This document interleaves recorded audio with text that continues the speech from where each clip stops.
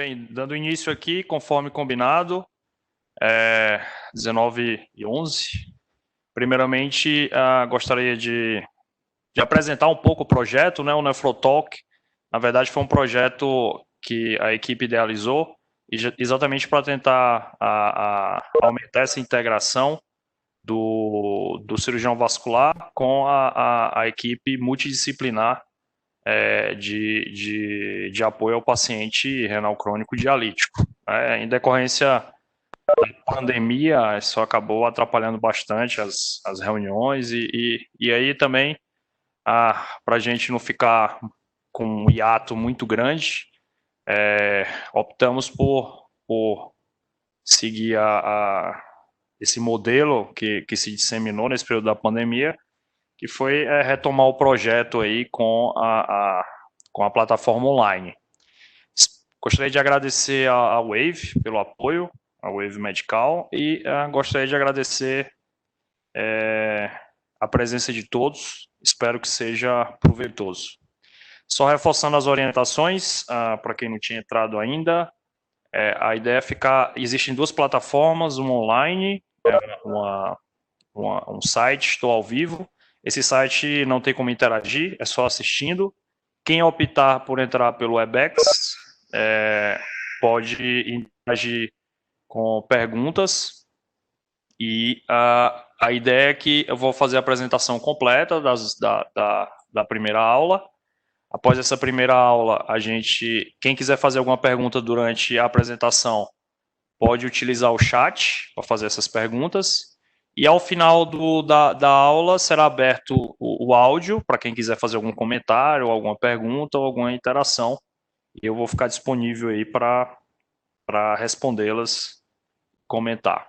Após a primeira aula, que é de exame físico, a gente vai dar sequência com a aula de técnicas de resgate do acesso e mostrar um pouco aí como é que funciona a disfunção do acesso de diálise e o que é que a gente faz, como é que é a nossa padronização aqui de Brasília para abordar e acompanhar esses pacientes. Bem, então, dando início à primeira apresentação. Beleza, então, vamos falar primeiro um pouco sobre exame físico de fístula, o que preciso saber. Esses são meus conflitos de interesse. Ok, então esses vão ser os objetivos da aula. A gente vai falar um pouco sobre o exame clínico, que envolve, obviamente, a anamnese do exame físico, do acesso vascular. Falar um pouco sobre o nível de evidência que existe sobre isso, interessante. E depois sobre o estado da arte do exame clínico, vou tentar mostrar uma padronização para vocês, tanto na parte de anamnese como exame físico. Então, a primeira parte é a respeito do nível de evidência atual. Eu vou falar um pouquinho sobre exame físico de fístula arteriovenosa, em sequência sobre enxerto arteriovenoso e um estudo bastante interessante. Será que existe diferença entre o exame físico do intervencionista experiente e o não intervencionista? A ideia é tentar discutir um pouco sobre isso aqui nos próximos slides e mostrar um pouco de evidência para vocês. Então, falando um pouco sobre... Existe um grupo de Miami, do ASIF, eles publicaram uma série muito interessante, inclusive é disponível, isso aí, o acesso aberto, eu recomendo a leitura a todos, né, que lidam com paciente com acesso de diálise. E o primeiro estudo é exatamente... ele procurou avaliar exatamente a acurácia do exame físico na detecção das estenoses nas fístulas arteriovenosas. Então, nesse estudo, eles avaliaram 142 pacientes, foi um estudo prospectivo observacional, e o outcome primário foi exatamente a acurácia do exame físico na detecção de lesões estenóticas, quando comparado com a angiografia. Então, esses pacientes, eles eram examinados antes do procedimento, né?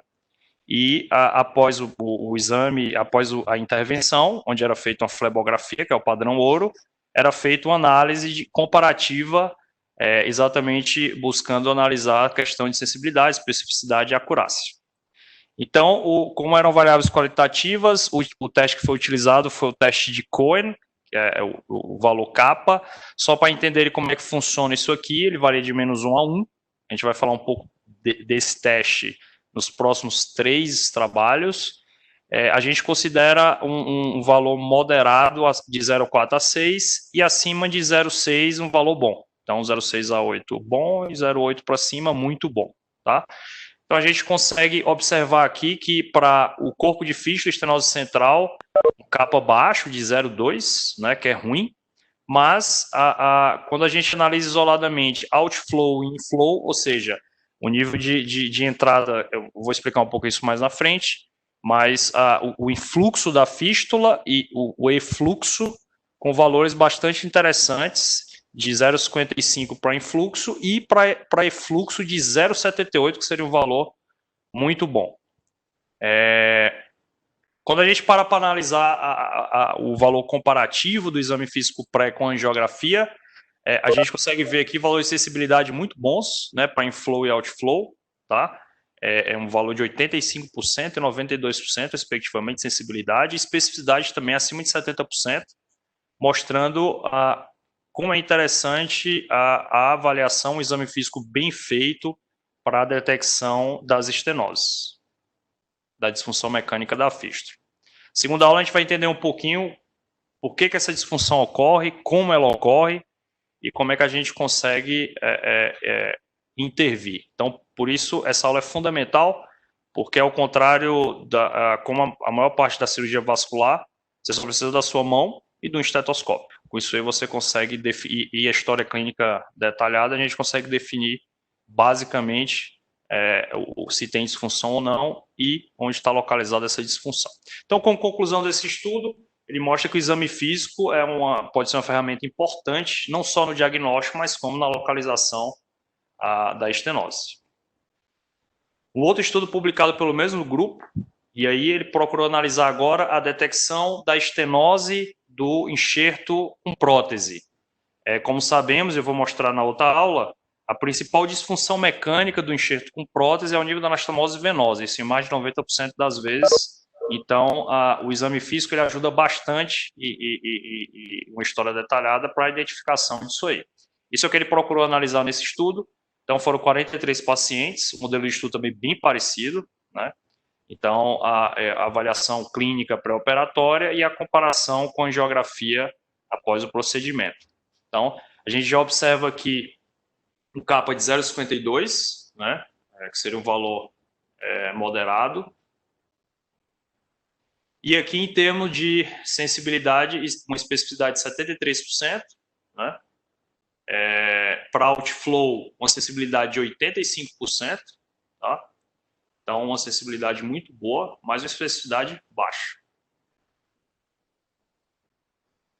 Então, o que ele consegue observar, o que ele concluiu desse estudo, né, que além de detectar estenose, localização dessas estenoses, o exame físico foi importante no sentido de alterar a estratégia do procedimento, né?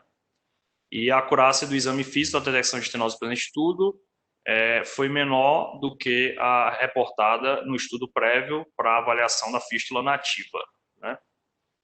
Então, a conclusão é que ela consegue assistir sim, consegue ajudar o examinador na detecção e localização dos pacientes também com disfunção mecânica de prótese.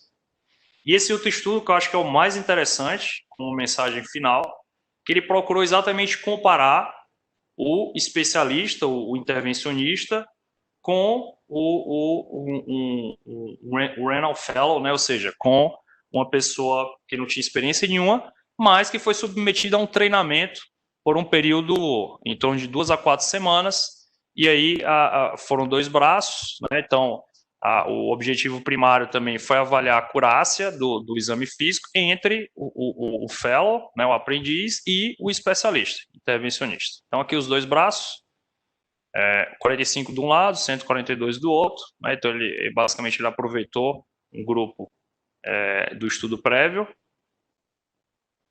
E o que a gente observou aqui bem interessante, um capa para outflow, né? Inflow, para outflow bom, acima de 0,6, para inflow 0,5, moderado, e para a estenose venosa central também um valor moderado, 0,44, tá? Em relação à sensibilidade para inflow, 100%. Isso é um valor que foi bastante interessante nesse estudo. E a especificidade para tanto para corpo da fístula quanto para a estenose venosa central, acima de 90%.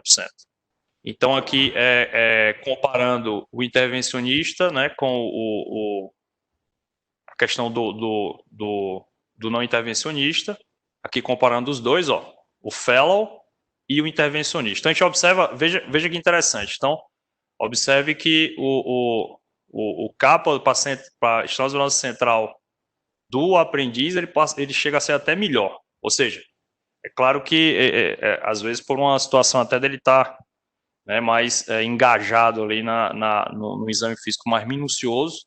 E o que a gente observa aqui, ó, que não houve diferenças significativas. Ou seja, se a gente fizer um treinamento, mesmo para pessoa que não tem uma noção nenhuma de acesso, um treinamento rápido, mostrando como é que funciona, o que é o acesso, como é que examina, ele pode ser capaz de detectar essas alterações com a mesma acurácia do que um especialista. Então, acho que é uma informação extremamente importante. E revisando o que a gente acabou de demonstrar, então, o exame clínico ele tem um nível de evidência positivo para análise de fístula arteriovenosa, principalmente para inflow e outflow, para prótese, principalmente para a estenose a mais comum, que é a de anastomose venosa, e que entre o intervencionista e o não intervencionista, a gente observa que com treinamento adequado, os dois são capazes de realizar um exame físico extremamente eficiente. E como é que funciona esse exame físico, né? Então, isso é que é o mais interessante. A gente não precisa de coisas, não precisa de equipamentos muito sofisticados. É uma anamnese bem feita, como eu vou mostrar, existe um padrão de apresentação desses sintomas. A gente consegue enquadrar essas alterações basicamente em 3 síndromes: palpação, inspeção e ausculta.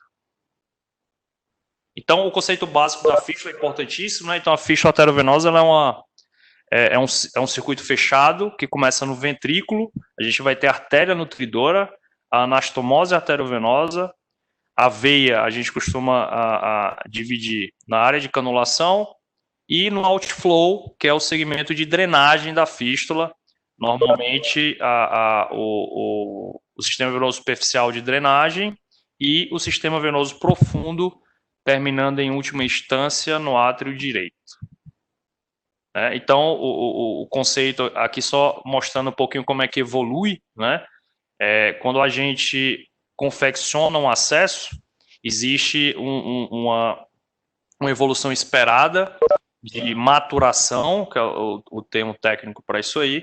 Então, essas fístulas elas tendem a aumentar de diâmetro, a aumentar de fluxo, num prazo aí que varia de 2 a 4 semanas. É claro que, infelizmente, isso não ocorre em todas as vezes, né? Isso por questões do próprio indivíduo, da própria doença renal crônica, que gera um processo inflamatório nos vasos, né?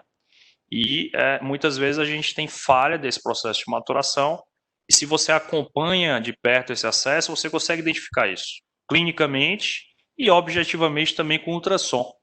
Então, se ao longo de 4 semanas, que é normalmente o retorno que a gente orienta, esse paciente não está com frame muito legal, a fístula não aumentou de diâmetro, o fluxo não evoluiu como esperado, né? Então, aumento de fluxo é esperado um aumento aí, normalmente de 20 para 500 ml por minuto, pelo menos, ao término aí de 4 semanas. Então, tudo isso aí são parâmetros que podem ser utilizados para caracterizar uma falha de maturação. E o intervencionista, o cirurgião, ele pode sim e deve intervir nisso aí, no sentido de aumentar a sua taxa de maturação secundária através de procedimentos para facilitar esse processo. Então, em termos de anamnese, o que a gente precisa saber é o normal para entender o que está alterado, né? Então, o normal é você ter ao exame físico inspeção a aparência normal, né, do local do acesso. A palpação, isso é extremamente importante, né? A gente tem aquele frêmito suave, contínuo, e a ausculta, um sopro cisto diastólico também suave, né? De timbre baixo, né? Então, eu vou mostrar mais na frente o aspecto sonoro disso aí, mas a ausculta ela ajuda bastante, né, para definir o local de estenose.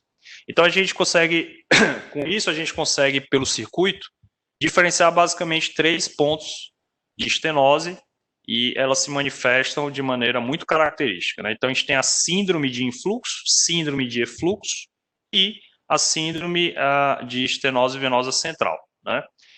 A estenose de influxo é fácil de entender, então você tem um circuito que está chegando pouco sangue, né?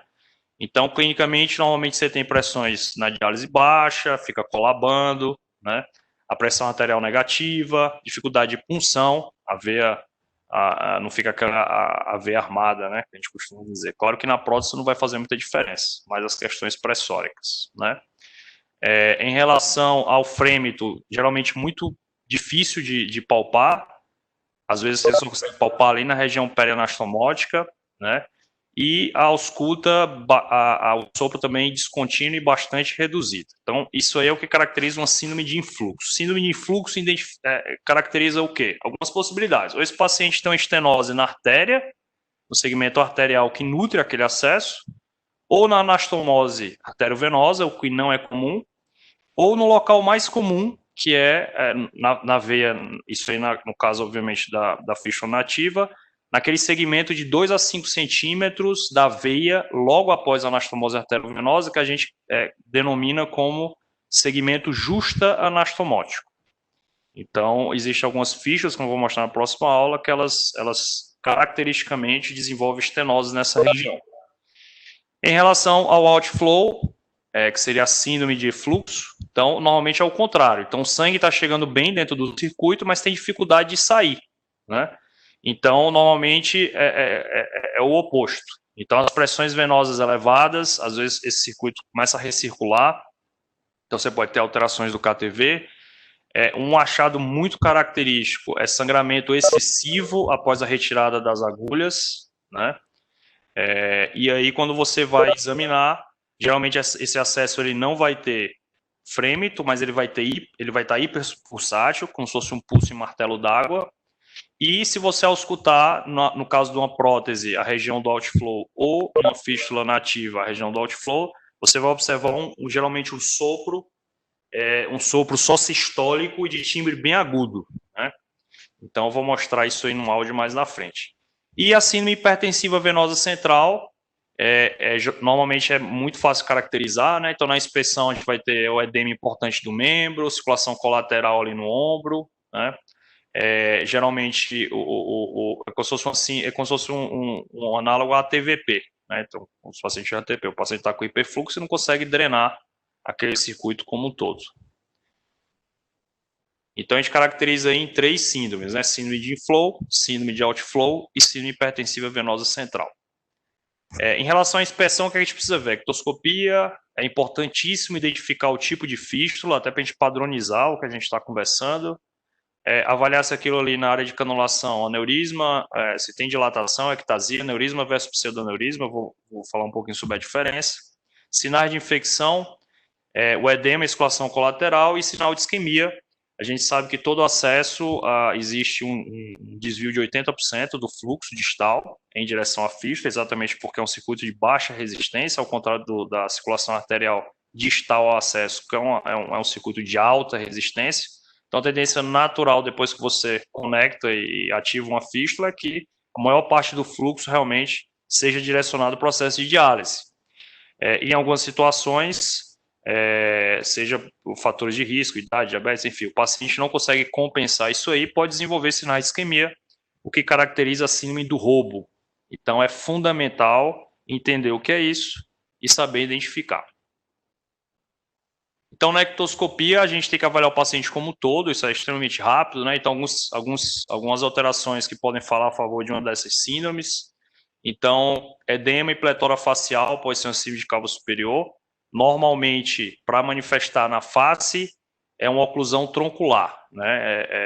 Se você tem uma oclusão só de um lado direito ou esquerdo, a drenagem acaba sendo efetiva por vias colaterais, né? Então, para você ter alterações de exame físico de face, normalmente indica ou lesão bilateral das inominadas, né, das bracocefálicas, ou uma lesão troncular ao nível de cabo superior.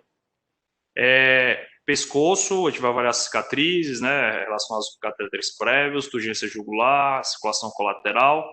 Tórax, normalmente, onde é mais abundante, né, você tem edema, você tem aquelas telangiectasias, às vezes colaterais calibrosas, né, procurar dispositivos implantáveis, como marca-passo. A extremidade, edema, circulação colateral, a presença de alterações como aneurisma e pseudoaneurisma no acesso, somente bracocefálico ou braquiobasílica, nas fístulas proximais. Fala muito a favor de estenose de outflow, que são os locais mais frequentes nesse tipo de acesso, né? Que é no arco venoso cefálico e no ponto de torção das basílicas transpostas na fístula braquiobasílica, como eu vou falar também isso aí na próxima aula. E procurar na mão, a mão geralmente é o local onde a gente procura e identifica os sinais de síndrome de roubo grave, né? Então o paciente normalmente pode ter cianose e aparecimento de lesões. Então, a caracterização do acesso de diálise, então o acesso normalmente a gente caracteriza como autólogo ou nativo, ou com prótese, né? E a nomenclatura que a gente utiliza é primeiro a artéria e depois a veia, que compõe o acesso, né? Então, aqui a gente tem uma radiocefálica na tabaqueira anatômica, ou snuff box. Aqui a gente tem uma bracocefálica, né, proximal. E aqui a gente vai ter um outro exemplo também de radiocefálica no punho. Então, aqui é importante identificar, normalmente, essas incisões mais extensas, elas caracterizam fístulas que são superficializadas ou transpostas, né? Aqui é uma cicatriz clássica da transposição de uma rádio basílica, né? Então, é feita uma dissecção ampla da veia basílica. Normalmente, essa é uma posição, se você fizer uma basilicular, que é desconfortável para o paciente ficar dialisando nessa posição. Então, você acaba fazendo uma transposição anterolateral da veia basílica e faz anastomose na artéria radial. Então, isso aqui é importante reconhecer, porque tem disfunções específicas. Normalmente, a estenose ocorre nessa região. E essa incisão clássica também da transposição da basílica no braço. Como a gente sabe, 2 a 3 centímetros acima da prega, a veia se aprofunda, né? E ela não é acessível para a punção, ou ela até se for ecogueada, mas se fizer hematoma, acaba infiltrando a bainha neurovascular, com risco de complicações potencialmente graves. Então, essa é uma cirurgia que a gente faz exatamente para transpor, e o problema da transposição é que acaba gerando, em maior ou menor grau, algum grau de torção aqui nessa região, que é o que a gente classifica como swing point, e é um dos locais mais frequentes de disfunção mecânica desse tipo de acesso. Aqui a gente vê algumas características de prótese. Então, a prótese a gente caracteriza como uma fístula com prótese. O nome é artéria e veia, né? Então, aqui seria uma bráquio, provavelmente uma bráquio braquial em alça no antebraço. Aqui uma bráquio braquial em alça no braço. E aqui uma femorofemoral em alça na coxa esquerda. E aí uma coisa importante que a gente tem que saber diferenciar é entre aneurisma e pseudoaneurisma. Então, quando a gente fala aneurisma, na verdade é uma dilatação do vaso, uma dilatação verdadeira, ou seja, o vaso, que ele tem 3 camadas, ele dilata como um todo as 3 camadas. Então, uma fístula nativa, normalmente o que ela desenvolve são aneurismas venosos. Essa é a nomenclatura correta. Já a prótese, não. O que acontece na prótese? Pelas múltiplas punções com o tempo, a prótese literalmente ela fica um buraco na prótese, e aí aquilo ali acaba gerando uma dilatação na área de canulação, que não é formada por parede de vaso. Aquilo ali é formada pelas partes moles. Por isso que a gente caracteriza dilatação de área de punção de prótese como um pseudoaneurisma. E, obviamente, como todo pseudoaneurisma, tem mais risco de rotura. E outra coisa extremamente importante a gente classificar, não é todo aneurisma que a gente tem que intervir, né? Mas os sinais de gravidade ou de instabilidade dos aneurismas, das dilatações. Então, esses são os principais, né? Hiperpigmentação, pele muito delgada. Uma manobra que a gente faz é tentar pinçar a pele acima do aneurisma. Se isso não é possível, é um sinal de preocupação. Ferimentos e sangramento persistente. Então, isso indica instabilidade.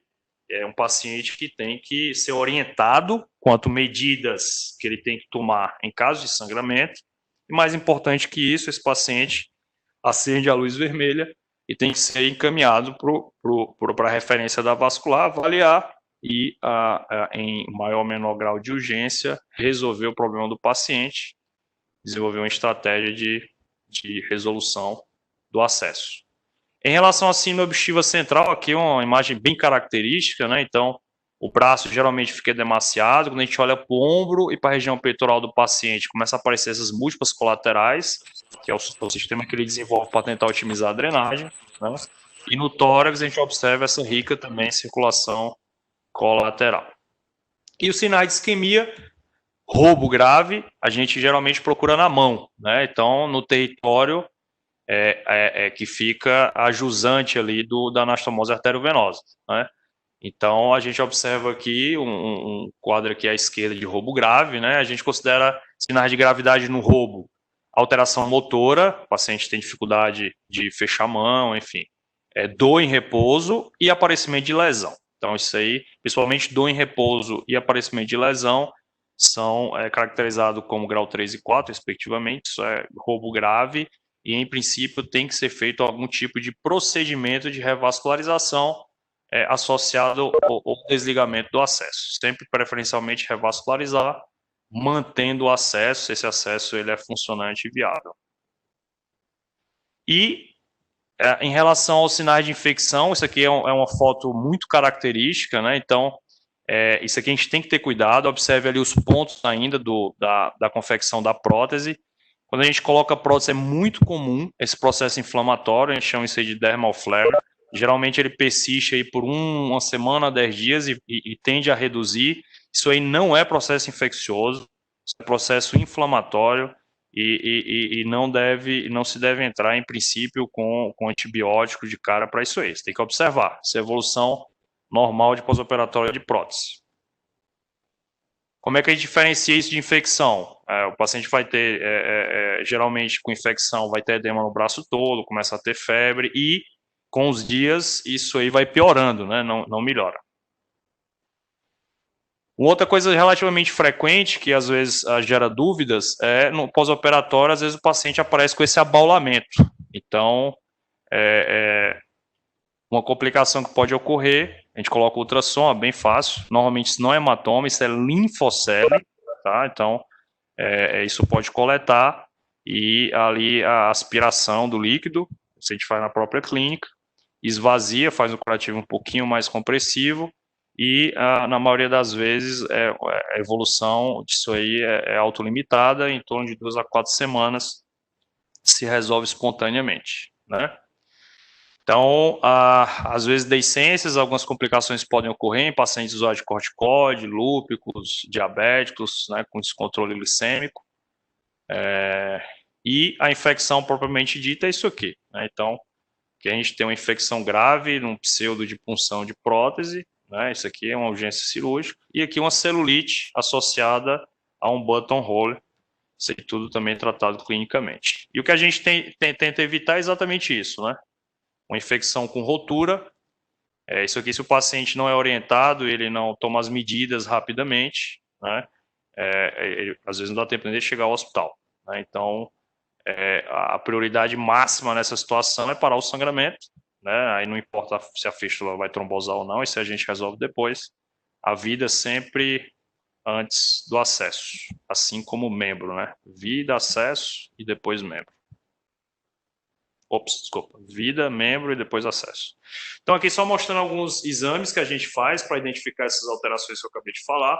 Isso aqui é o teste da elevação. O que a gente observa é que quando o outflow é normal, a fístula literalmente murcha, né? Então, ou seja, isso aqui indica que o deságue ele está adequado. Então, descarta, basicamente, problema de outflow, né?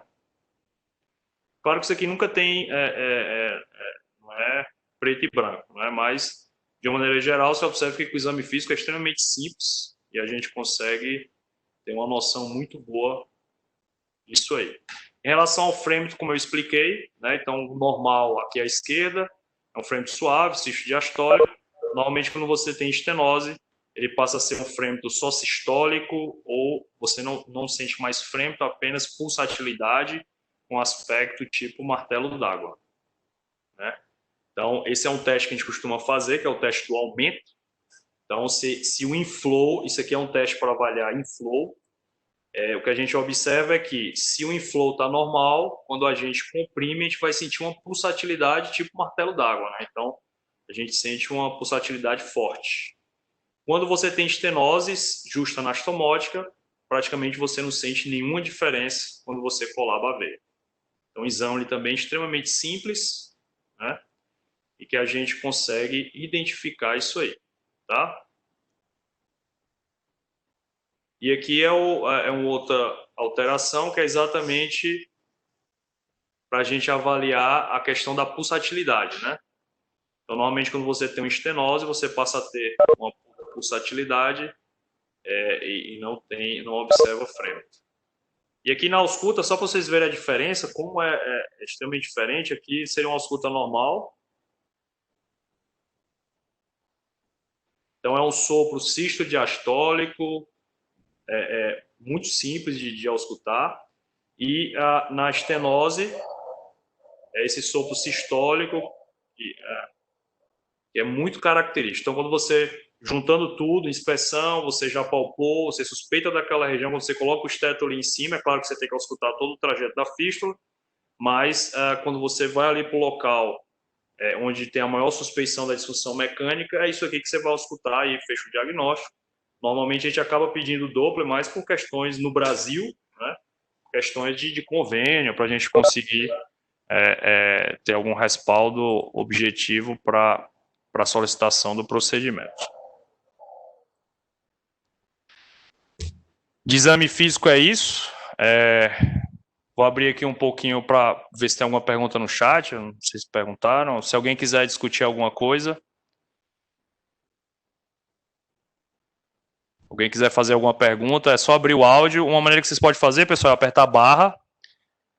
Aí você fala e depois solta a barra, que isso aí abre o áudio, tá bom? Eu vou esperar um pouquinho aqui para ver se tem alguma pergunta.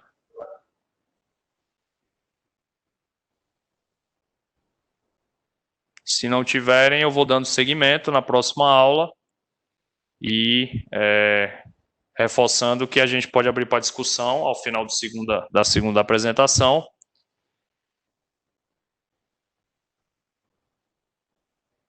Tem uma pergunta ali, deixa eu só responder antes de abrir o...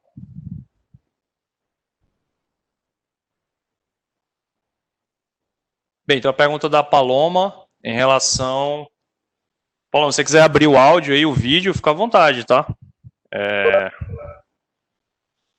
Então, em relação a buttonhole, eu acho que hoje em dia são basicamente duas técnicas, né, que são recomendadas, que é a rope ladder, né, que é de variação de punção diária, ou a buttonhole. Então, eu acho que uma vantagem muito interessante do buttonhole é que após a tunelização, você acaba lançando mão de uma agulha que é atraumática, e assim, você tem o local acaba reduzindo um pouco o trauma mecânico e o desenvolvimento de estenose, né? E acaba facilitando um pouco a questão da punção, né? O hábito da punção do paciente. Um dos problemas que a gente observa, acho que o grande calcanhar de Aquiles do buttonhole é a infecção, né? Então, se não tiver muito cuidado, então isso aí entra também na parte da avaliação, né? A parte do desejo do paciente, mas as condições sociais e de autocuidado do paciente nesse sentido. Alguma outra pergunta? Vi a Jaqueline aí. Jaqueline, quer comentar alguma coisa? Não, eu só prestei atenção na FAV femoral. Fazer buttonhole e FAV femoral é meio complicado, né? Não, na verdade, assim, se for uma FAV, se for em membro inferior, for uma femoral superficializada, não é não. Dá para fazer, mas... não, eu digo pelo risco de infecção. Sim, com certeza. Esse é o grande ponto, né? Tem que ter muito cuidado. Isso é que tem que ser a principal avaliação, acho, de buttonhole é isso, ver a situação do paciente, enfim. A gente sabe que isso às vezes é bastante complicado e principalmente ali membro inferior, isso acaba piorando às vezes um pouco o aspecto se o paciente tem um autocuidado adequado, né? E evitar também essa questão acho que o buttonhole também tentar evitar em prótese, né? Não é uma estratégia legal. A prótese, eu acho que a grande função da prótese é a punção variável, né? E é extremamente importante na prótese variar a punção. Então, é um dos objetivos de quem implanta a prótese, ter uma área de canulação longa, de 15 a 20 centímetros, exatamente para todo dia, para puncionar o local da prótese uma vez no mês, se possível. Então, nem que você suba 1 milímetro das punções, é extremamente importante, porque você consegue distribuir a disfunção mecânica da prótese, do enxerto, né? Ao longo de todo o trajeto disponível para a punção. Então, em princípio, você só precisa ter os cuidados ali perianastomóticos da prótese, principalmente, 2 centímetros de cada incisão, e o resto pode funcionar tranquilamente, né? E na fístula nativa também, né? Então, tem essas duas opções. Se alguém quiser comentar alguma coisa, fica à vontade.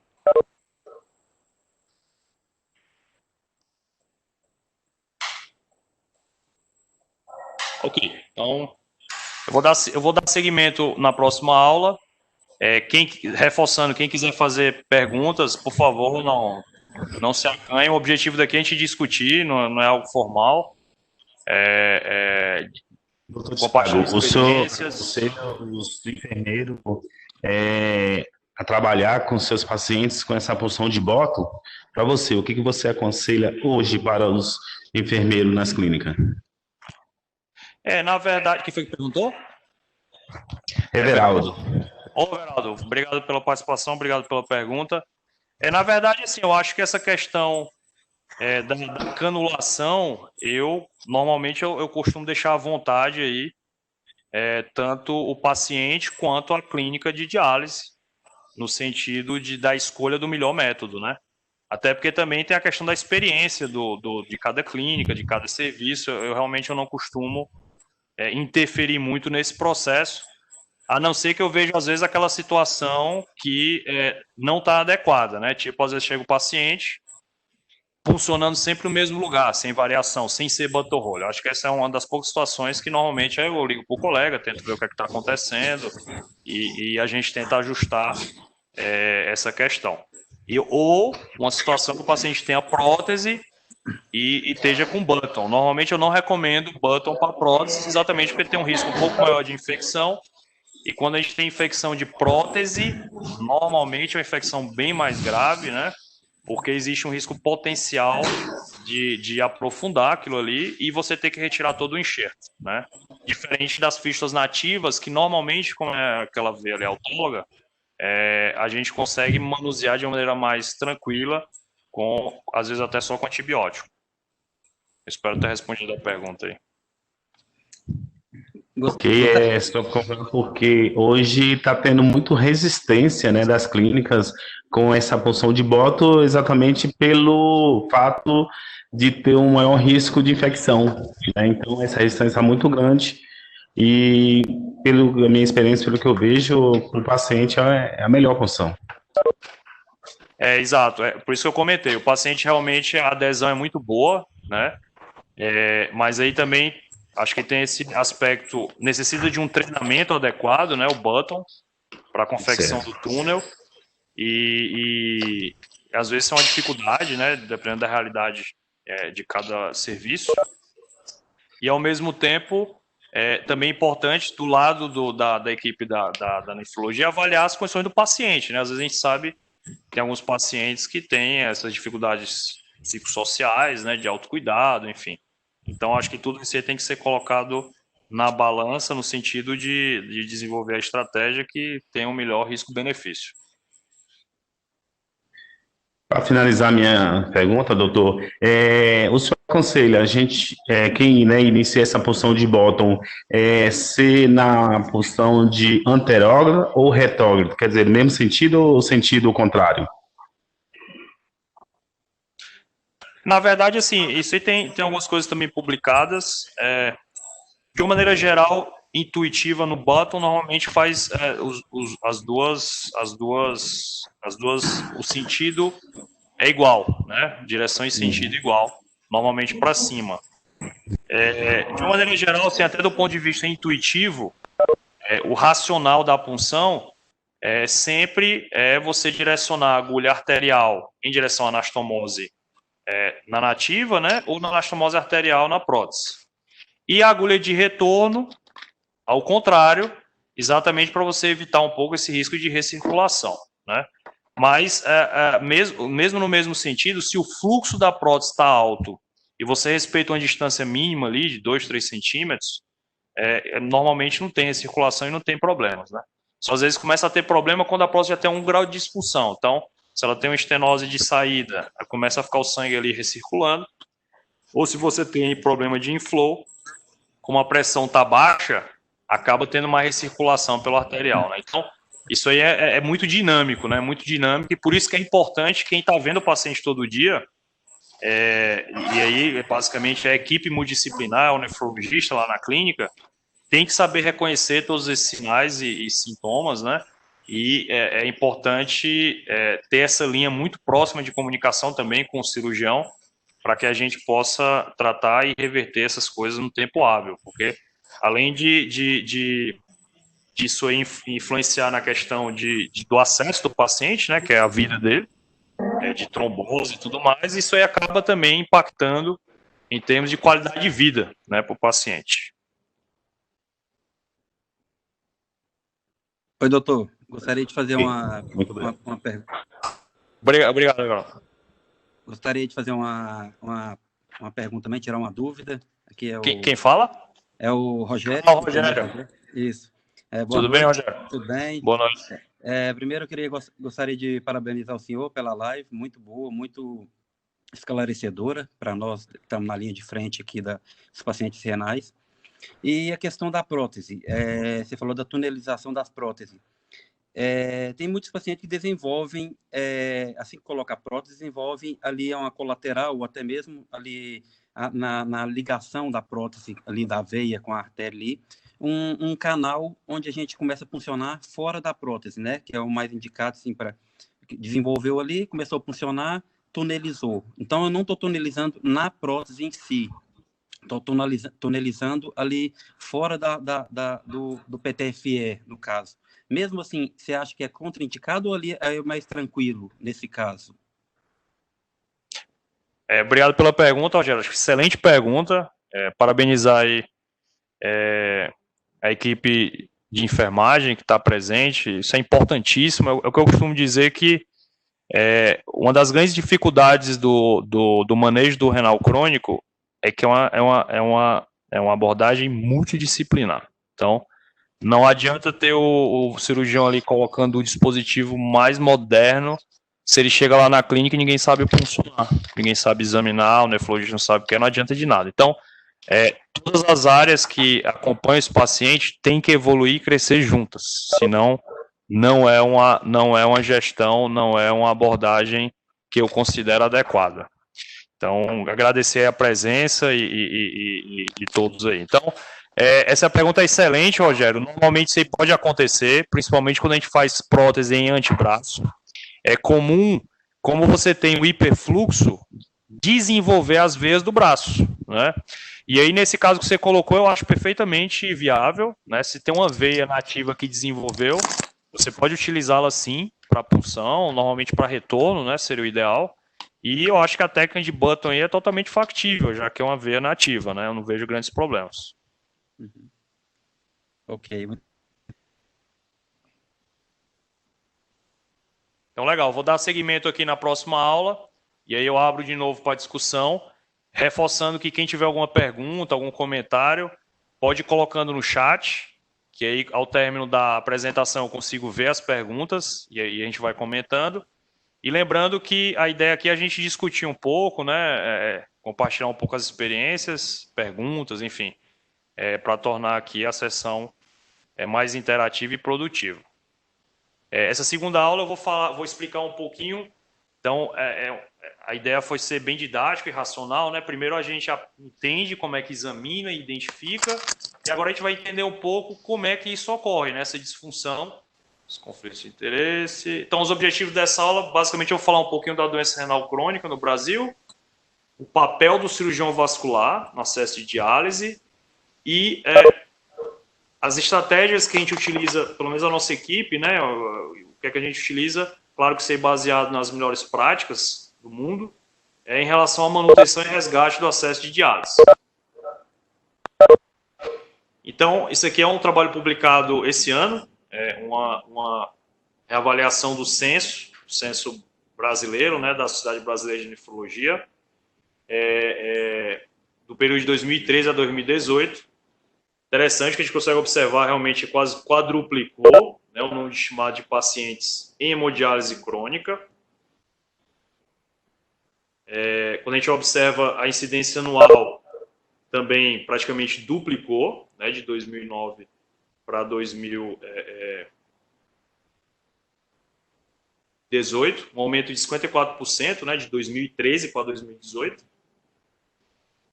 E uma mortalidade um pouco maior, né, provavelmente pelo aumento de pacientes idosos, né, em terapia dialítica, aumento de 14%. E o que é interessante é isso aqui, né, panorama do acesso vascular, 2013 a 2018. O que a gente observa ainda é um N muito grande de acesso de curta permanência. Então, essa barra aqui não era nem para existir, né? Assim, essa barra não era para existir. Era para existir essas duas barras mais fístula, né? A gente observa que quase 10% dos nossos pacientes se mantêm com catéter de curta permanência por um período, normalmente, de meses, às vezes até de ano, né? A gente observou um aumento aqui, mais de 2 vezes, do catéter de longa permanência, e isso aí totaliza em 2018 ainda 73% de fístulas nativas, o que é um número bom, né? Mas esses 10% aqui e aumento de catéter é algo que preocupa, né?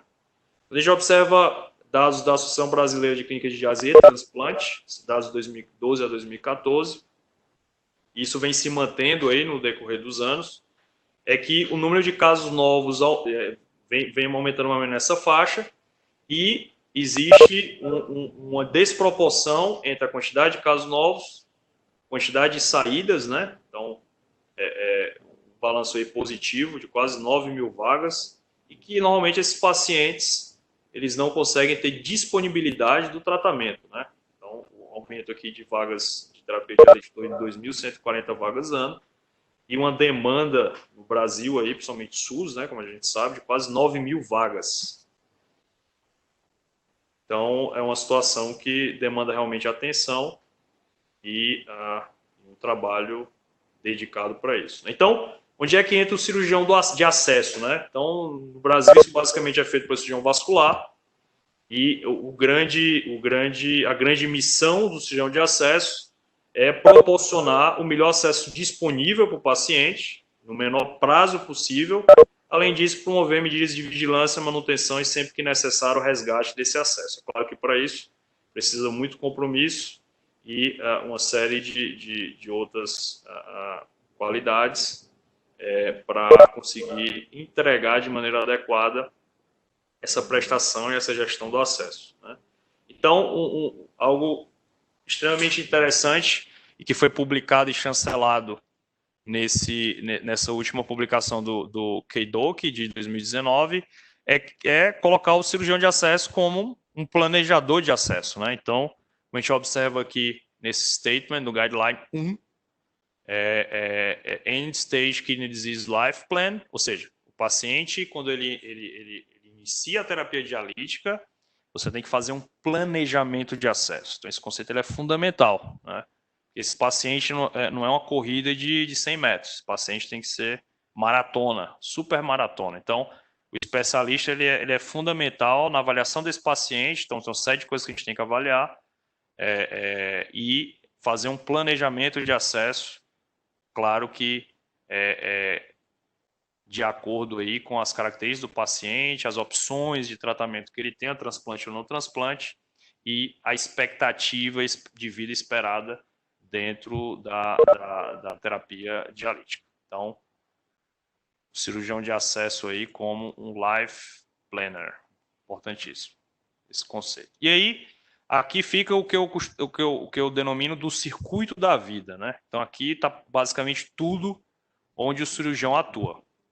Desde a confecção do acesso, seja preemptivo ou não, uma vez que esse acesso tem uma falha de maturação de até 30%, intervir com medidas auxiliares para maturar esse acesso.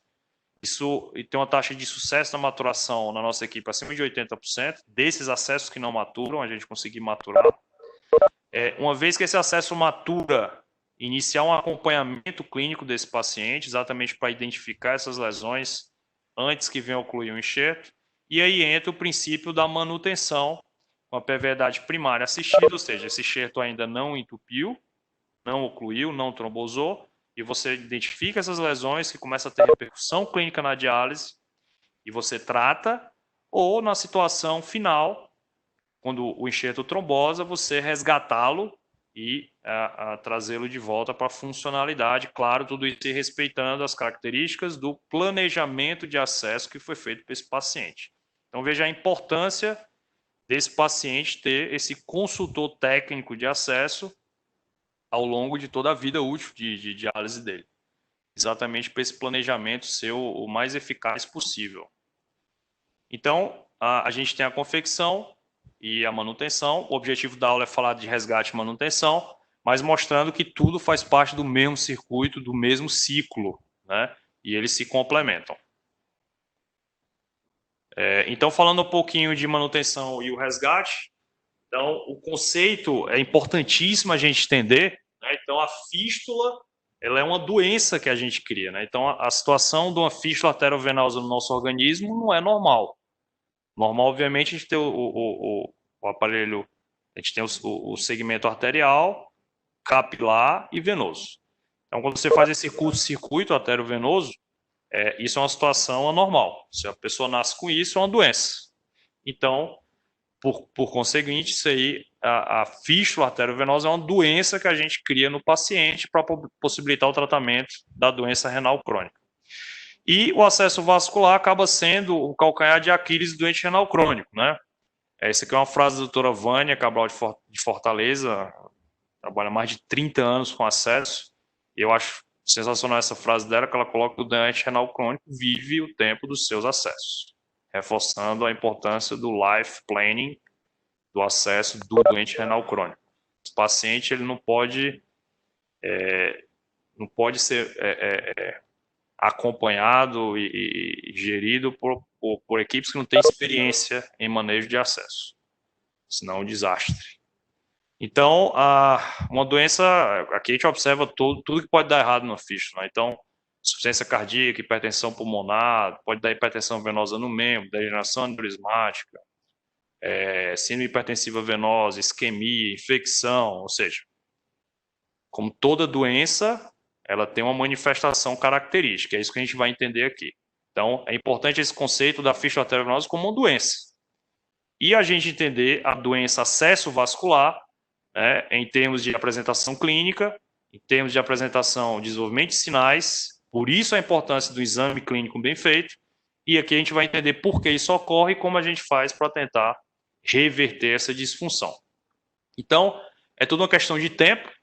Na hora que você conecta a artéria na veia, começa a correr o relógio, e esse relógio tem um tempo relativamente pré-determinado, com uma certa previsibilidade de ocorrer essas estenoses, essas disfunções. Então, é muito interessante. Então, observe aqui nessa imagem, a gente observa que o fluxo arterial é em torno aqui de 20 ml por minuto, venoso em torno aqui de 5 a 10. Quando a gente conecta aqui a fístula arteriovenosa, por ser um sistema de baixa resistência, a gente praticamente aumenta o fluxo arterial em 10 vezes para 200 ml por minuto, e ao longo aí de 4 a 6 semanas, a gente aumenta em quase 100 vezes, 50 a 6 vezes o fluxo venoso. É um fluxo aí geralmente acima de 600 ml por minuto. E é claro que para isso ocorrer, necessita um remodelamento vascular, à base de uma complexa cadeia de eventos bioquímicos, e que isso pode falhar, né? Isso pode falhar exatamente porque aquele vaso pode já ter alterações crônicas, seja por flebites, seja por uso inadequado, que é o mais comum, ou seja pela própria doença renal crônica e comorbidades, como diabetes, pressão alta, que afetam a qualidade desse vaso e a capacidade fisiológica dele remodelar. Então, de uma maneira geral, o que a gente espera, isso aqui é muito nítido, né? A gente vai observar aqui, o que é o remodelamento vascular? Isso aqui é a maturação. Então, o que seria uma remodelação de sucesso? É uma remodelação positiva. Então, esse vaso ideal, que ele vale de 3 milímetros para 6, 7, 8, né? Num prazo estimado aí de 4 a 6 semanas, exatamente por esse aumento de fluxo. O que é que pode ocorrer de errado? O que representa a falha de maturação? Primeiro, ele não dilatar por um espessamento venoso, por hiperplasia intimal. Então, ele já tinha uma flebite. Então, aquela veia não é distensiva, aquilo não dilata. Ou pode ter uma falha completa, né? Você tem uma veia já fina e que ela acaba trombosando e desenvolver de maneira muito agressiva após a liberação do fluxo uma progressão dessa hiperplasia intimal, da estenose que já tinha, que passou desapercebido. Por isso é importante ter um planejamento adequado para a confecção do acesso, né? Isso aí sempre tendo em mente no planejamento a expectativa de vida do paciente, risco de roubo, qualidade dos vasos e chance de maturação, né? Então, é claro que isso não é simples, né? Observe o que um especialista no assunto tem que considerar aqui, ó, todas essas bolinhas aqui, para a gente chegar no acesso ideal. É claro que isso leva tempo e experiência, e é um aprendizado contínuo, né? E por que ocorre esse problema? Então, aqui a fotinha do fragmentado, porque realmente é como se cada acesso tivesse sua personalidade. Então, você tem diferentes personalidades, é importante todo mundo que lida com acesso entender isso. Cada acesso tem a sua personalidade. Por que essa hiperplasia ocorre? Uma série de motivos, né? Manejo cirúrgico, torção, a própria zona de canulação, a veia não foi feita para ser puncionada, né? Então, você pega no decorrer do ano, se o paciente dialisa 6 vezes por semana, são quase 400 traumas perfurantes vasculares que você faz naquele paciente, que aquilo ali machuca cicatriza, trauma cicatriza, é claro que ele vai ter uma grande chance de desenvolver estenoses. Compressão mecânica, seja compressões ósseas, como esfiladeiro, ou áreas de compressão ligamentar e muscular, né, como o swing point na basílica transposta e o arco venoso, que é o local de deságue da veia cefálica na veia axilar, né? Então, isso aqui passa por um túnel muscular de ligamentos que pode desencadear essa hiperplasia, turbulionamento e lesões, né? E o trauma mecânico, propriamente dito, do próprio tratamento que a gente faz, colocando stent e dilatando, como nas punções. Isso aqui resume de maneira muito clara a história natural de cada acesso. Isso aqui foi publicado em 2002 por Tomé Rodrigues, e já observa que à esquerda, nas fístulas nativas de antebraço, o local mais comum de disfunção, 49%, segmento justo anastomótico, ou seja, geralmente é uma síndrome de inflow, baixo fluxo. Fístula de braço, fístula proximal, a lesão mais comum, 60% ali, 55% é outflow, ou seja, bracocefálico é arco venoso, braquiobasílica transposta é swing point. Esse paciente faz síndrome normalmente de outflow. E na última imagem aqui à direita, fístula com prótese, em cinza é a prótese, 85% é estenose venosa do PTFE, que é a manifestação mais comum, também é síndrome de outflow. E quais são as consequências da disfunção? Então, tem vários trabalhos publicados a respeito disso. O que a gente tem que entender é que acesso ruim mata. Acesso trombosado mata. Então, não é só uma questão de perda de qualidade de vida. Esse trabalho aqui mostrando exatamente que um fluxo inadequado é um fator de risco independente para a mortalidade precoce tardia nesses pacientes e que uma redução de 0,1 no KTV aumenta em 7% mortalidade, 11% de hospitalização, 12% de dias de hospitalização e nos Estados Unidos um custo médio de $1.000 no manejo desse paciente. Todas essas variáveis com significância estatística. E esse trabalho também é extremamente interessante, ele mostra que a trombose do acesso aumenta a mortalidade.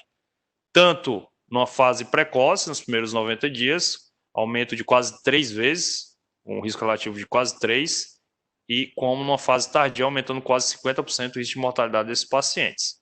E um outro dado interessante, que o retardo no tratamento também aumenta a mortalidade.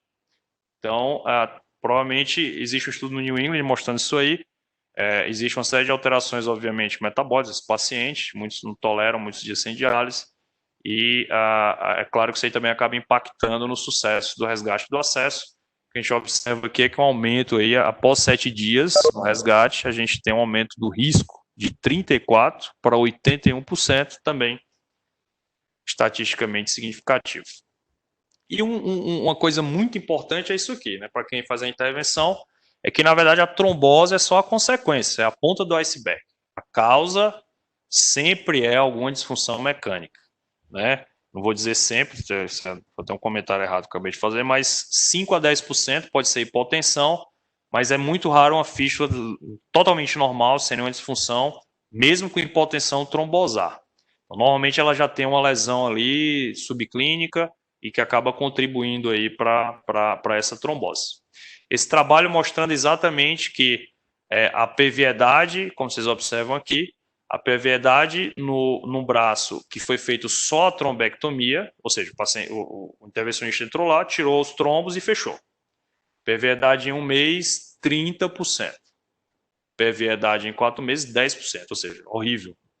Ao contrário de quando foi feito revisão, ou seja, fez a trombectomia, fez o estudo, isso é obrigatório, identificou a causa da disfunção mecânica que levou à trombose e reverteu aquilo ali.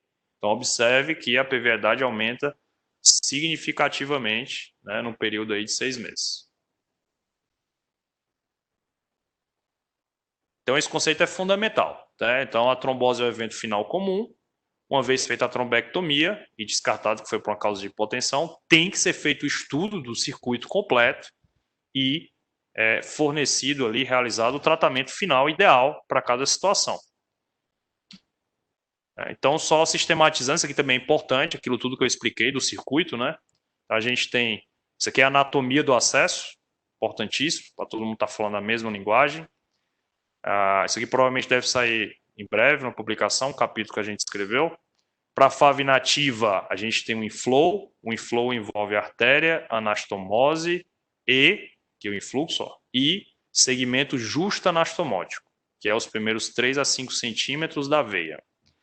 O corpo da fístula, que é a zona de canulação, idealmente de 15 a 20 centímetros, e o outflow, que é a região de efluxo.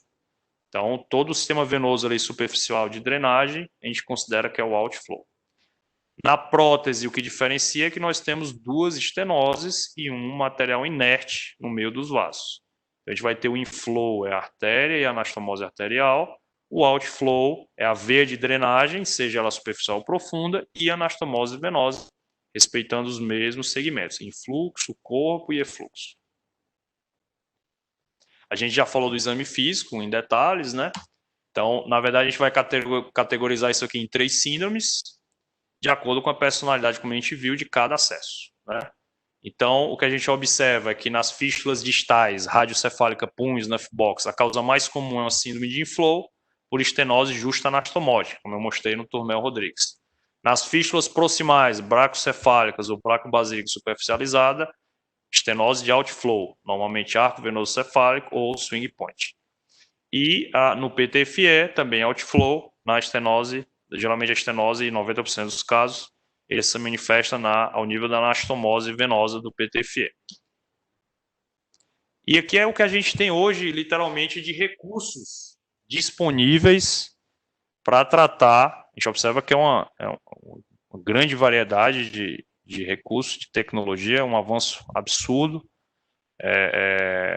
nos vários campos, desde confecção, disponível de dispositivos para tratar as estenoses, enfim. O que vai variar é o quê? Uma vez que a gente dilata e abre isso aí, é o tempo de recorrência dessa hiperplasia intimal. Então, o objetivo hoje do quem faz a intervenção do acesso, seja cirurgia aberta ou seja cirurgia endovascular, é tentar proporcionar o melhor tratamento possível para esse paciente, com o menor tempo, sem necessidade de catéter, para o uso imediato daquele acesso dele, e que seja capaz, esse tratamento, de proporcionar a maior durabilidade possível. Então, é claro, como eu já expliquei, o paciente renal crônico ele não é Usain Bolt, né? Não é corrida tiro de 100 metros, ele é um paciente de maratona, tem que ter planejamento. E é claro que a cirurgia e a endovascular, para quem faz a intervenção, aqui no Brasil é mais simples, porque como é o cirurgião vascular, normalmente atua nisso aí, ele domina as duas técnicas, né? Agora, se for feito por um intervencionista, tem que ter também um cirurgião no time, e as decisões têm que ser compartilhadas, e a estratégia de manejo de acompanhamento desse paciente tem que ter um gerenciamento. Então, aqui na nossa equipe, o que a gente faz normalmente é a primeira abordagem endovascular, fístula nativa. Esse aqui é o nosso algoritmo, né? Então, normalmente, se for em flow, a gente tenta tratar sempre que possível com balão farmacológico. A gente tem de evidência que tem a menor taxa de reestenose em relação ao balão convencional. E no outflow, os stents, preferencialmente stent revestido. Prótese. Claro que na prótese não tem sentido você usar droga, não tem íntima, então tudo relacionado com prótese a gente usa só balão convencional de alta pressão, e no outflow, que a gente tem de dados que dão melhor perviedade primária e primária assistida, é a utilização de stent revestido, é o que a gente tem feito aqui. E a gente, obviamente, faz muita cirurgia aberta também, e esse aqui seria os casos elegíveis que a gente faz para a cirurgia aberta. Então, infecção, aneurismectomias, correção de roubo, correção de hipertensão venosa periférica e em situações híbridas, onde a gente faz tanto endovascular quanto ressecções e descompressões ósseas, como no caso aqui do desfiladeiro cervicotorácico, a gente consegue observar aqui, o paciente foi tratado com stent e desenvolveu fratura e oclusão exatamente pelo síndrome de desfiladeiro cervicotorácico, aqui muito nítido, síndrome de hipertensão venosa braço direito, causa fístula no mesmo membro e problema central por esmagamento e fratura do stent entre a clavícula e a primeira arco costal, como a gente consegue observar aqui nessas duas imagens, corte coronal e axial, evidenciando a causa da trombose. É claro que você não adianta botar 20 stents, vai continuar ocluindo, tem que descomprimir com a ressecção da costela. Então, na prática, mostrando um pouquinho disso aí, aqui a gente observa, se for um paciente de 60 anos, fístula radiocefálica esquerda, foi pronto-socorro, suspeita de trombose. Esse procedimento a gente fez a abordagem endovascular. Aqui o mecanismo de trombectomia. Aqui a gente já consegue identificar, ó, aqui o balão abre, aqui é a artéria e veia, né? Então a gente já consegue observar onde está a lesão aqui, ó. Essa imagem negativa do balão é a estenose. Estenose de quê? Radiocefálica, justa anastomótica, tudo batendo aqui. Então a gente usa o balão, abre a lesão, entrega a droga, e aqui o resultado final. O paciente vai para casa 1 hora depois do procedimento, é feito com local de sedação. E aqui é só a gente vendo o videozinho, pré, cheio de coágulo. Isso aqui branco é coágulo, preto contraste. E aqui o resultado final, ficha completamente recuperada. E esse paciente já vai ali para a punção, ó, no mesmo dia, volta para a clínica e já dialisa com tranquilidade, tá? Aqui um outro caso, 35 anos, 1 ano de transposição de basílica, trombose. O que é que a gente vai suspeitar aqui clinicamente? Se eu for conversar com a paciente, ela vai dizer, ó, já estava sangrando muito quando tirava as agulhas, estava dando pressão alta, enfim.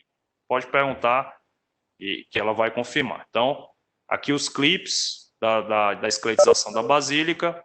Aqui a gente já observa aqui vários trombos, a fístula ocluída. Aqui a dilatação da lesão e a colocação do stent.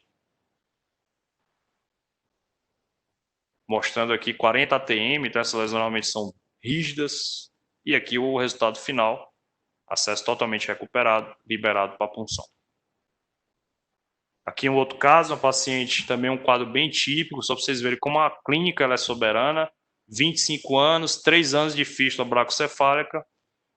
1 ano começou a evoluir com degeneração da fístula inteira. Então, isso é característico de estenose de arco cefálico. A gente vai lá pesquisar, pede angiotomo, está lá a lesão, está aqui na flebografia, tá? Então, a gente vai lá, trata, aqui não estava ocluído, tá? E aqui o resultado final, lesão tratada, né?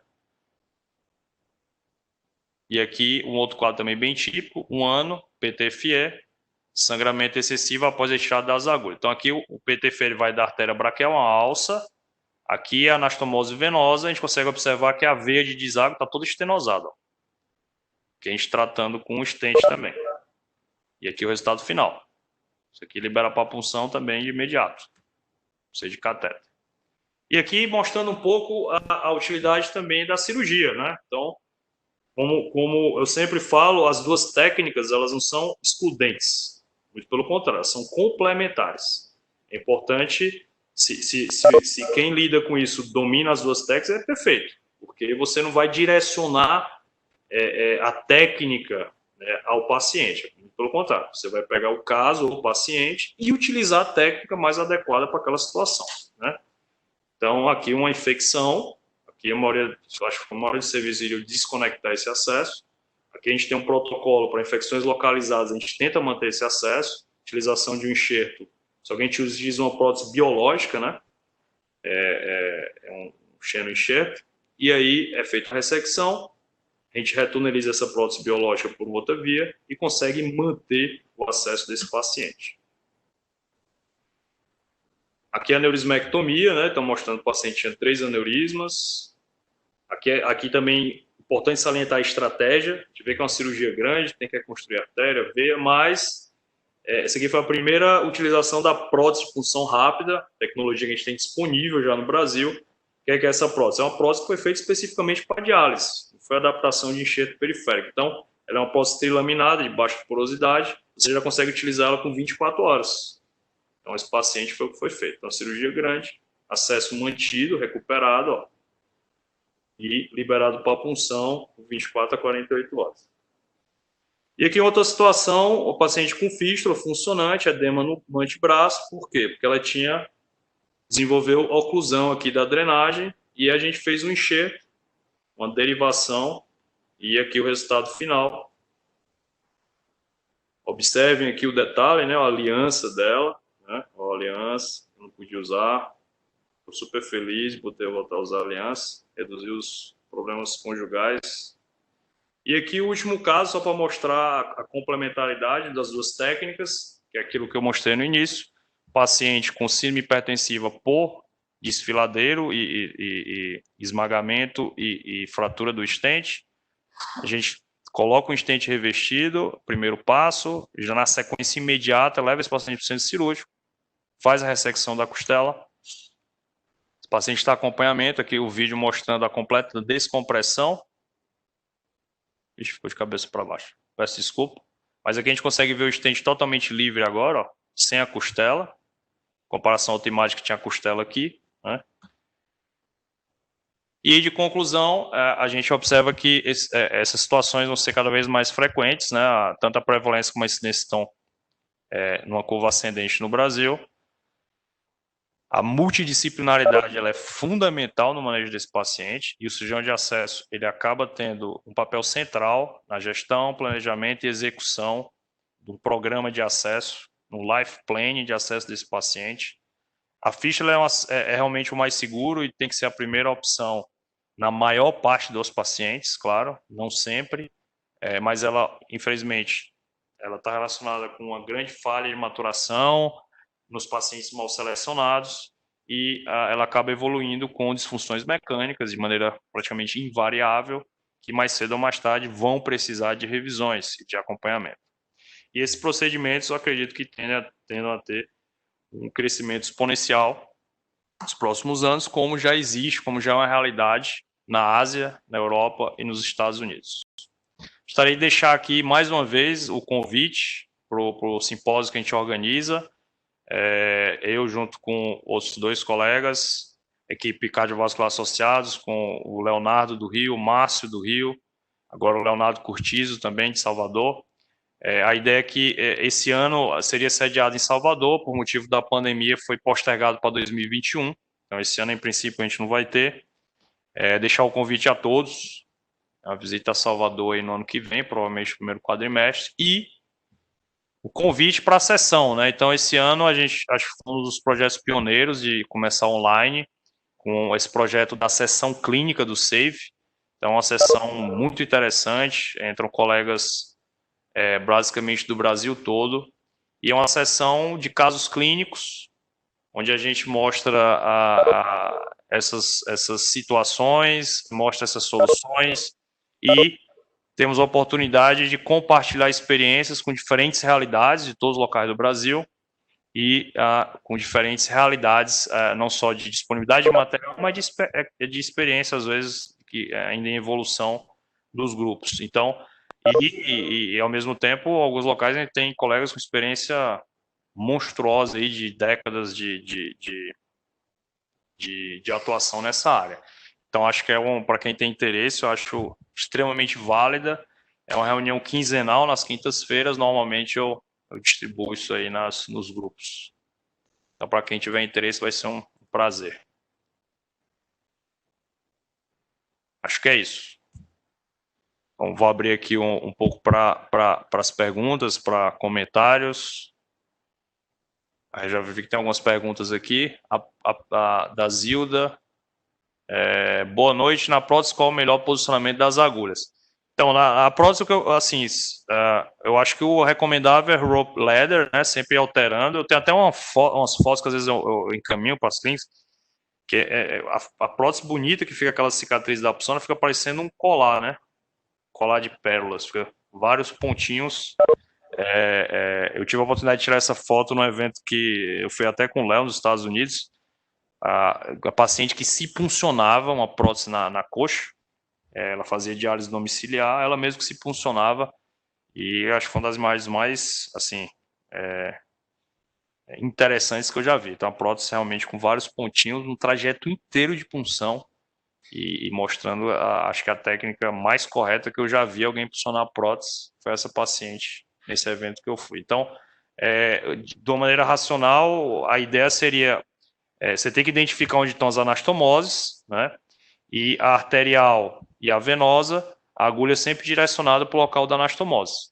Então, você tem a agulha... E aí outro ponto importante também, né? Então, normalmente eu faço o desenho esquemático da prótese. Sempre faço esse desenho esquemático antes da punção. Você tem que saber qual é a linha arterial e qual é a linha venosa.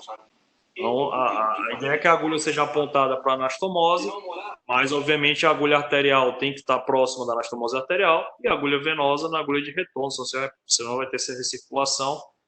Seria um efeito semelhante a você inverter as vias do catéter, só que é um pouco pior, né? Porque você está indo contra a direção de fluxo. Felipe, poderia comentar algo sobre acesso poplíteo nos pacientes devido ao Covid? Então, isso é interessante, isso é uma publicação, né, tanto brasileira quanto no JVS, Clinical Cases, que eu acho atualmente é um dos maiores jornais da especialidade no mundo. Com acesso de exceção, né, obviamente isso não vai durar muito, e a ideia da utilização dele é durante o período que o paciente está pronado. Né? Após isso aí, é claro que você vai ter que definir um outro acesso para o paciente. Então, definir uma parte respiratória, seja por prono ou por ECMO, ele vai sair disso aí, ou ele vai melhorar, ou infelizmente vai para óbito. Né?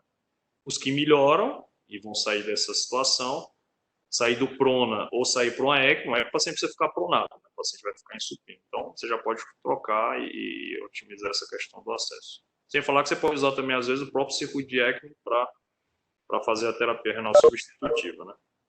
Com linhas acessórias. Pergunta da Zilda de novo. Boa noite, qual é o melhor posicionamento das agulhas na posição da prótese? Eu já respondi. Perfeito, vou abrir aqui um pouco para comentários. A Daniela Salomão, acabei de ver aqui. Colegas da equipe, claro que eu estou aqui só falando em nome da equipe. Reforçar que eu faço parte atualmente, a equipe são 5 membros. Sou eu, os mais antigos, eu vou botar na escadinha, né? Sou eu, Arnaldo Barreto, Adriano Martins, e atualmente 2 colegas que entraram esse ano, Davi e o Luiz, e é claro que nada disso é possível sozinho. Isso, na verdade, tudo isso aí que eu mostrei é a representação de um trabalho em equipe, não só de equipe do ponto de vista da vascular, mas como de interação da nossa equipe com a equipe multidisciplinar da nefrologia, né? Os contatos, acessibilidade, e sempre buscando o melhor planejamento de acesso para esses pacientes e tentar intervir aí no melhor tempo e sempre primando, né, segurança e, obviamente, melhora de qualidade de vida para esses pacientes. Gostaria de puxar aí a Jaqueline, a Daniela para comentar alguma coisa. Se alguém mais quiser falar, por favor, sinta-se à vontade. Beleza, a gente vai dispor essa aula no YouTube para quem queira assistir novamente ou para alguém da clínica, do grupo, que não teve possibilidade de assistir, que venha assistir. Acabou de aparecer uma outra pergunta aqui no chat. Boa noite, adequados a fístula apenas para devolução. Consegue especificar melhor essa pergunta, Carol?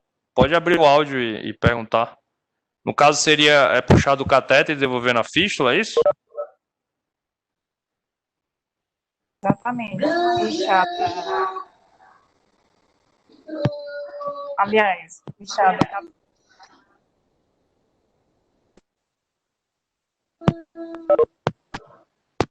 Deu pra... Seria puxar do catéter e devolver na fístula. Isso, uma fístula nova. Na verdade, assim, não tem... o primeiro passo, sempre, a nossa primeira meta é arrancar fora o catéter, né? A não ser que seja uma situação que tem indicação do catéter como acesso definitivo, né? Então, paciente muito idoso, com expectativa de vida baixa, com fragilidade alta, né? Então, tudo isso aí é uma outra aula, né? Que é o acesso no idoso. Mas, enfim, ou um paciente, enfim, que vá transplantar em 1 ou 2 meses. Então, é uma situação de exceção, porque se o acesso vascular é o calcanhar de Aquiles do doente renal crônico, as obstruções venosas centrais, elas representam o calcanhar de Aquiles do acesso venoso, do acesso vascular, porque elas são de difícil resolução, geralmente os tratamentos não têm uma durabilidade muito grande, e elas acabam inviabilizando as opções de acesso do membro. Então, sem falar dos riscos inerentes ao uso do catéter, né, em termos de infecção, a necessidade de trocas no ano é muito maior. Então, de uma maneira geral, a hierarquia dos acessos sempre é fístula nativa, de uma maneira geral, claro, que a gente tem de conceito hoje com life planning, é que isso aí tem que ser personalizado e particularizado para cada paciente. Mas, de uma maneira geral, tendo como análise o acesso em si, seria primeiro nativo, depois prótese e isso, claro, para terapia hemodialítica, né? E por último, a questão do permicate como acesso definitivo. Então, se o paciente tem uma fístula, não tem por que ele permanecer com o catéter. Então, arranca o catéter fora e funciona a fístula tanto para linha arterial como venosa. Tiago, e aproveitando essa pergunta da Carol, é porque eu presenciei já um caso semelhante. Uma paciente com uma fístula recém-confeccionada, braquiocefálica, e a maturação em 30 dias, quando a gente foi puncionar, a pressão arterial estava pequena, parecia que estenosava a veia. Okay. E aí a gente inverteu, começou a puxar do catéter e devolver na veia, e a gente percebeu em 1 semana uma melhora importante nesse fluxo. Você acha que isso tem alguma relação ou não tem nada a ver? Não, na verdade, assim, com certeza... Agora eu entendi a pergunta. Então, na verdade, aí é porque a paciente ela estava numa fase de... É o início da maturação da fístula, na verdade. Isso, então a paciente estava numa transição ainda, né? Desculpa. Isso, numa transição entre catéter para fístula.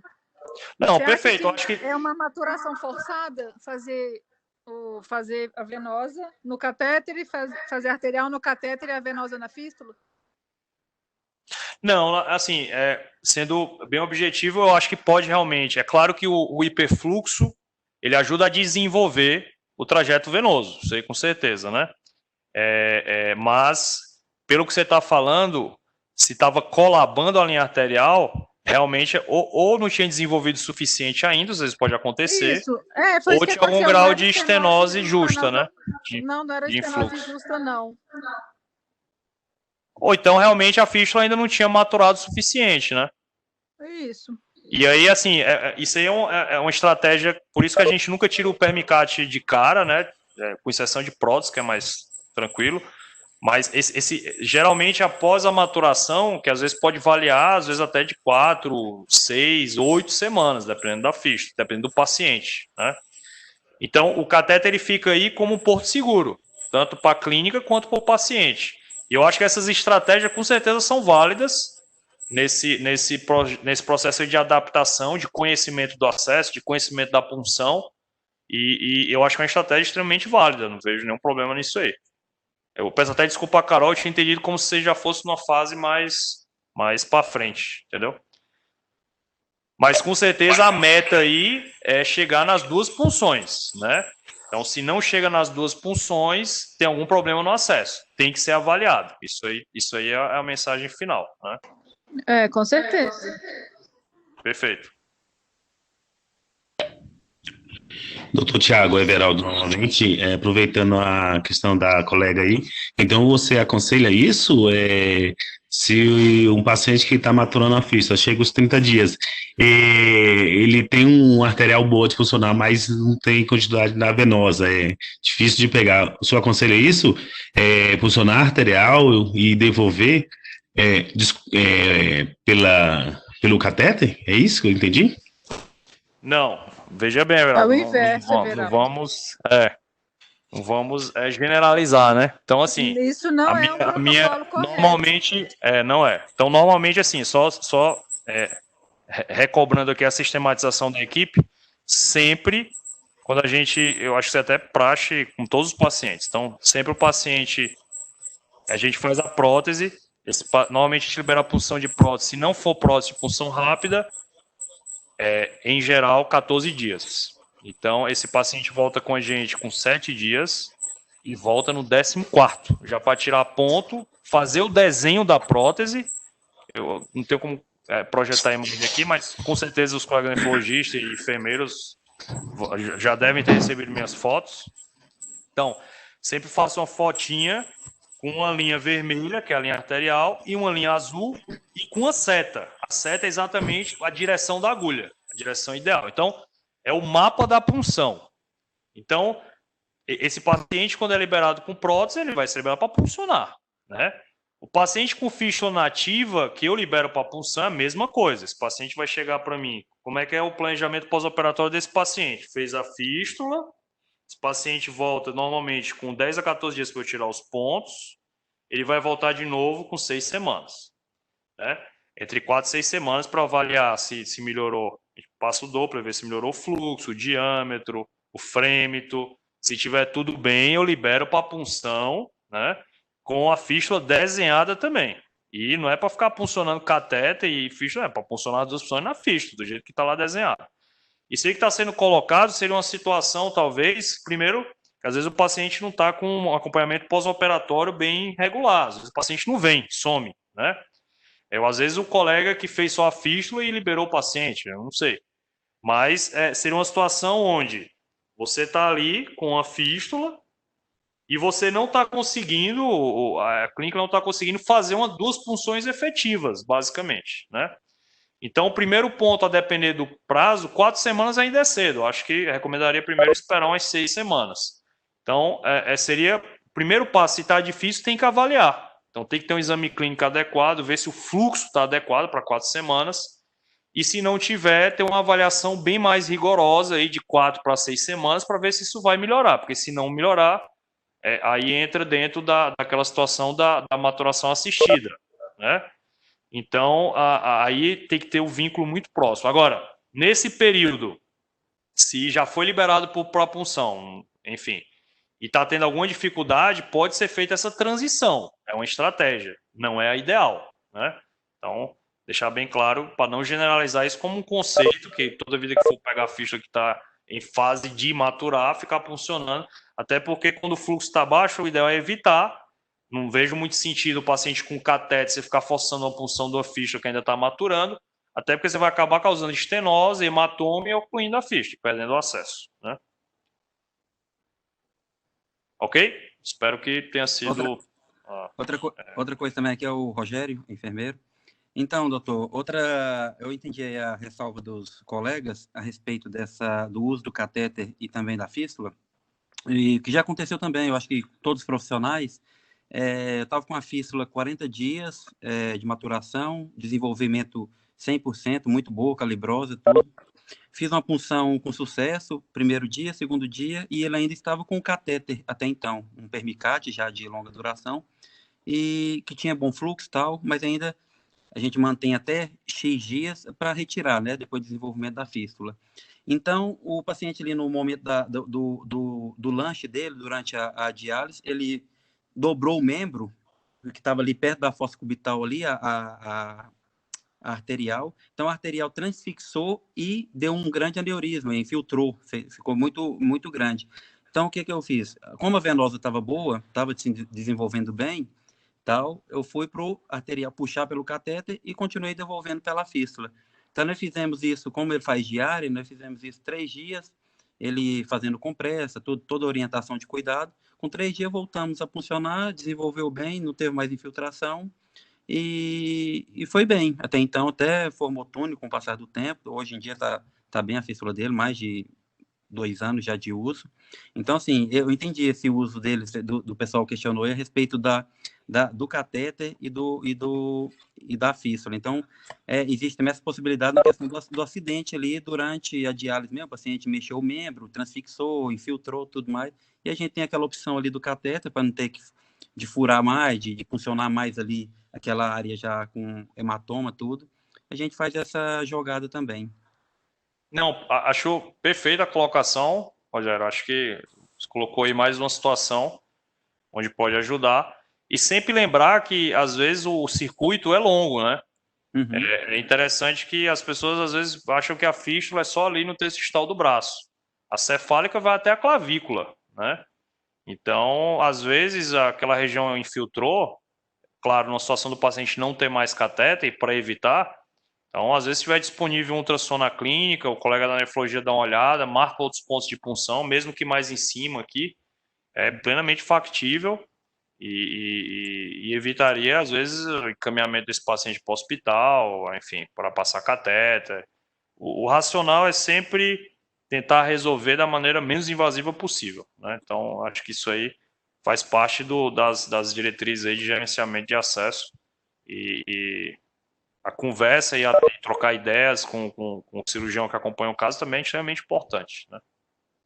Então, gostaria de agradecer a presença de todos.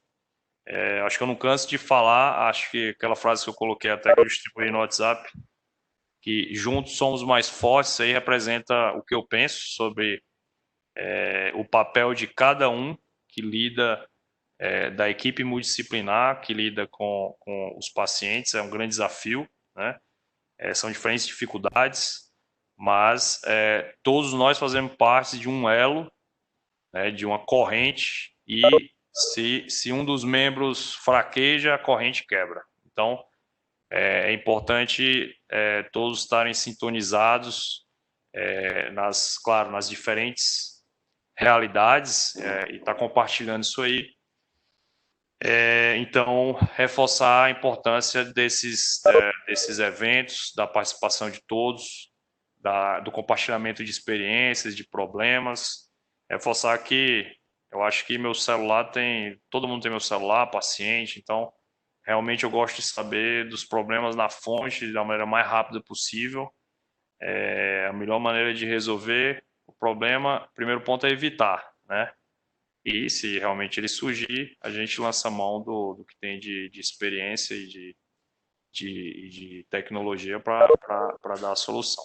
Então, agradecer muito a presença de todos, agradecer mais uma vez a Wave pelo apoio e pela iniciativa aí de apoiar o Nefrotalk, e dizer que é um prazer para mim falar de acesso e é um prazer ver todo mundo aí participando dessa live. Espero que tenha sido 1h40 proveitosa aí de aprendizado para todos. Muito obrigado.